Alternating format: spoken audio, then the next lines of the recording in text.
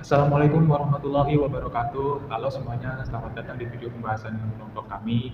Hari ini kelompok kami akan menjelaskan terkait materi penilaian kinerja karyawan. Oke, kenapa video ini dibuat? Karena video ini untuk memenuhi penilaian dari tugas mata kuliah manajemen strategi SDM. Nah, sebelum kita mulai mungkin kita harus perkenalan terlebih dahulu. Nama saya Dimas Arya Wardana dan untuk partner diskusi saya namanya adalah Susiana Kasari.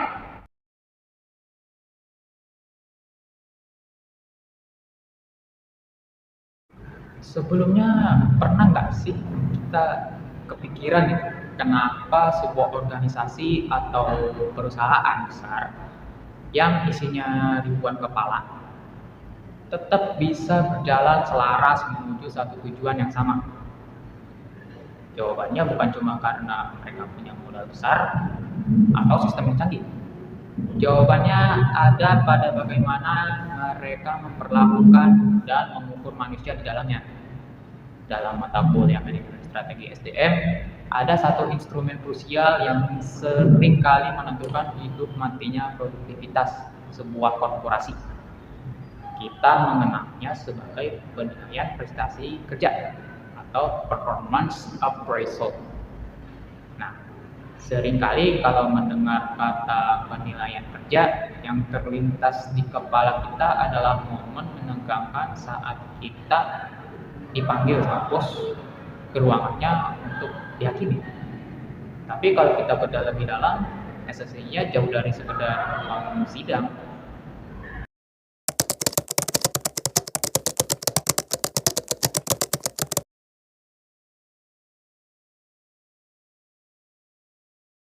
Penilaian prestasi kerja pada hakikatnya adalah sebuah pendekatan manajemen strategis yang terstruktur, sistematis, dan juga komprehensif. Tujuannya untuk apa? Ya, untuk mengevaluasi, mengukur, terus melihat secara nyata bagaimana perilaku serta hasil kerja seorang karyawan di lingkungan organisasinya. Perusahaan yang sehat itu tidak memakai perasaan atau pemberian subjektif dalam proses ini.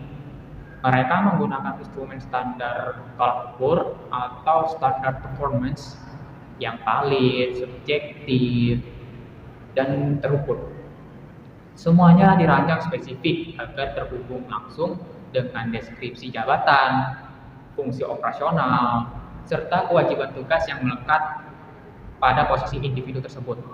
Jadi ini bukan soal suka atau nggak suka, tapi soal keselarasan fungsi.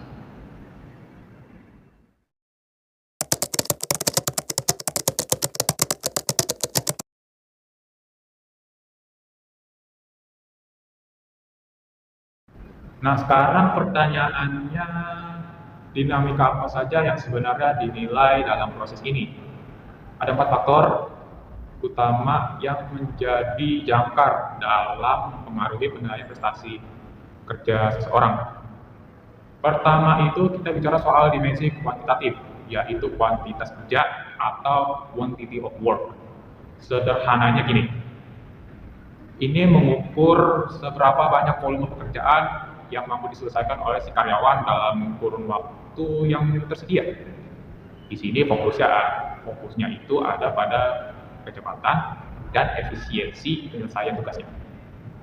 Tapi kuantitas tanpa arah tentu akan sia-sia. Maka dari itu faktor kedua adalah kualitas kerja atau quality of work. Kita melihat mutu akhir dari hasil kerja yang dicapai. Apakah hasilnya presisi? Apakah sesuai dengan standar keahlian dan mutu yang sudah ditetapkan oleh organisasi? Disinilah nilai dari profesionalisme itu diuji. Nah, faktor ketiga bergeser pada aspek psikologis dan karakter kerja, yaitu keandalan atau dependability. Nah, ini adalah tentang tingkat kemampuan, ketekunan, dan kemandirian karyawan. Karyawan yang andal adalah aset yang berharga, karena mereka mampu menyelesaikan kewajibannya dengan pengawasan yang seminimal mungkin. Mereka bergerak bukan karena diawasi, tapi memang karena bertanggung jawab. Lalu yang terakhir yang menjadi fondasi dasar dari semua komitmen adalah kehadiran atau attendance. Kita menilai kedisiplinan, absensi, dan ketepatan waktu. Kenapa ini penting? Karena kehadiran adalah cerminan paling kasat mata dari tanggung jawab dan juga komitmen seseorang terhadap jam kerja yang sudah disepakati bersama.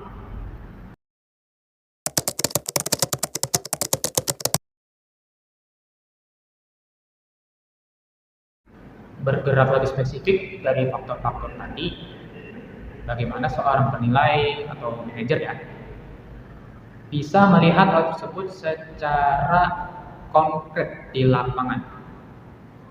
Disinilah kita membutuhkan indikator penilaian prestasi kerja.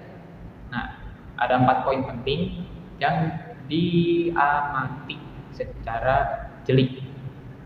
Yang pertama itu ada kepemimpinan. Di sini dinilai bagaimana kemampuan seseorang untuk memimpin, mempengaruhi, dan memiliki pribadi yang kuat, dihormati, kewibawaan, serta mampu memotivasi orang lain di sekitarnya. Poin kedua ada kreativitas. Penilai akan melihat bagaimana aparatur atau karyawan ya, mengembangkan daya pikir kreativitasnya untuk menyelesaikan pekerjaan sehingga cara kerjanya menjadi lebih berdaya guna dan berhasil guna. Yang ketiga ada kejujuran, sebuah nilai yang tidak bisa ditawar. Menilai bagaimana kejujuran karyawan dalam melaksanakan tugas dan memenuhi perjanjian, baik itu untuk dirinya sendiri atau maupun terhadap orang lain.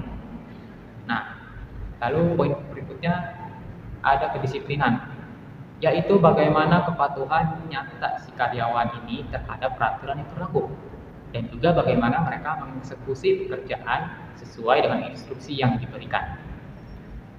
Pada akhirnya, memahami pengertian, faktor, hingga indikator bukan cuma agar kita bisa mengisi lembar evaluasi di akhir tahun.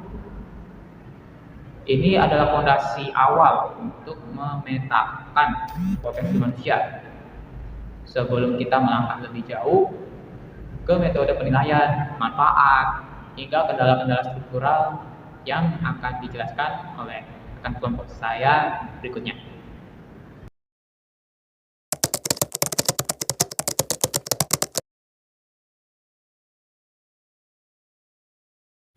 Baik, di sini saya akan menjelaskan metode-metode skala penilaian.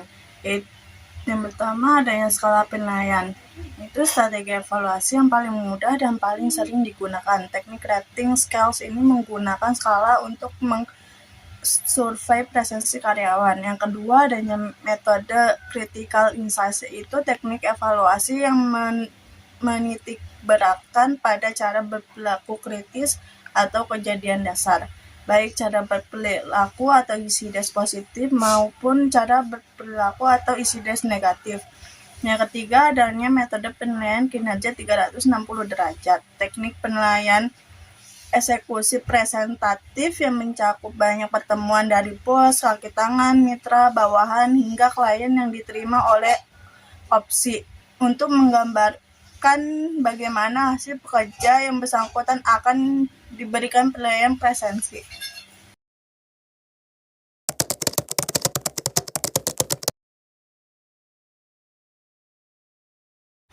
Selanjutnya ada manfaat presentasi penilaian pekerja, yaitu pertama adanya umpan balik pelaksanaan kerja, yaitu memberikan kritik, saran, dan data kepada karyawan mengenai kapasitas, kelemahan, serta potensi performa mereka agar bisa melakukan perbaikan di masa depan. Yang kedua adanya kebutuhan pelatihan dan pengembangan, yaitu mendeteksi kesenjangan kompetensi karyawan. Jika hasil penilaian jelek, perusahaan tahu program pelatihan apa yang harus diberikan untuk menutupi kekurangan tersebut.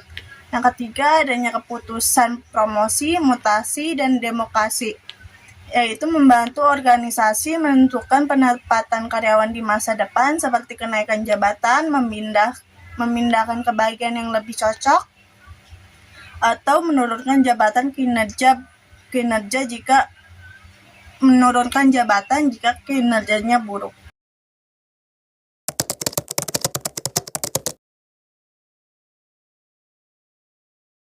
Selanjutnya ada kendala dalam penilaian kinerja, yaitu kendala dalam penilaian kinerja terjadi karena adanya beberapa faktor hambatan yang dapat merusak objektivitas hasil evaluasi. Yang pertama, terdapat kendala perubahan pedoman norma di mana standar penilaian tidak konsisten atau sering berubah-ubah, sehingga memicu penilaian untuk bertindak secara subjektif. Yang kedua, adanya muncul halo efek yang terjadi ketika penilaian memberi evaluasi menyeluruh terhadap semua aspek pekerjaan karyawan, hanya berdasarkan pada suatu kesan atau perasaan pribadi saja, baik itu terlalu lembut maupun terlalu keras.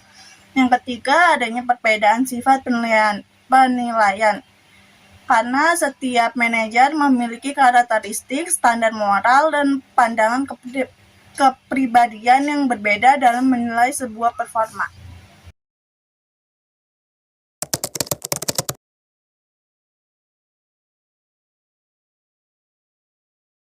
Selanjutnya, yang terakhir itu adanya kesimpulan.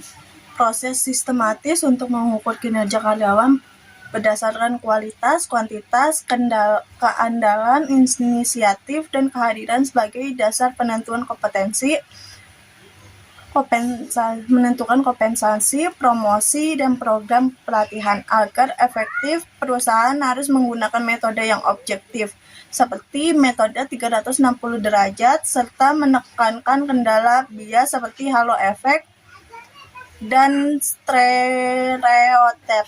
Penilaian yang adil dan konsisten inilah yang menjadi kunci utama peningkatan mutu SDM untuk mencapai visi dan misi jangka panjang organisasi. Sekian dari saya presentasinya. Terima kasih. Ya, sekian itu aja dari kelompok kami. Saya Dimas Arya Wardana mewakili kelompok 8. Sampai jumpa di video diskusi berikutnya. See you next video.